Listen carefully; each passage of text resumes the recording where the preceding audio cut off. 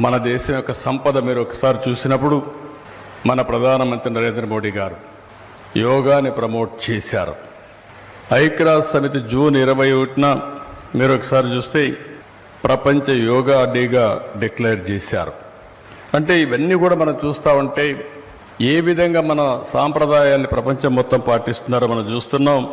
ఇంకొక పక్క నాకు ఎన్నోసార్లు చెప్తున్నా, ఇప్పుడు కూడా చెప్తున్నా, ప్రపంచంలో ఏ దేశానికి లేనటువంటి ఏకైక సంపద ఫ్యామిలీ కుటుంబ వ్యవస్థ భారతదేశం సొంతం.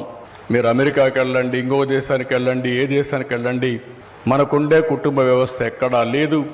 దానివల్ల ఇప్పటికి కూడా ఒక సెక్యూరిటీ ఇవన్నీ వచ్చే పరిస్థితికి వచ్చాయి. ఇప్పుడే వెంకయ్యనాయుడు గారు మాట్లాడుతూ ఒక మాట అన్నారు, విలువలు పడిపోతున్నాయని. నాలాంటి వాడు కూడా అనిపిస్తుంది. ఒకప్పుడు నేను వాజ్పేయి గారితో, ఎన్టీ రామారావు గారితో, జ్యోతిబాసు లాంటి వ్యక్తులు, లేకపోతే సమాజంలో విలువలు కలిగిన వ్యక్తులతో పనిచేశాం. ఈరోజు నాకే అనిపిస్తుంది ఎవరితో పోటీ పడుతున్నామని చూస్తే ఓసారి డిజపాయింట్మెంట్ అవుతుంది.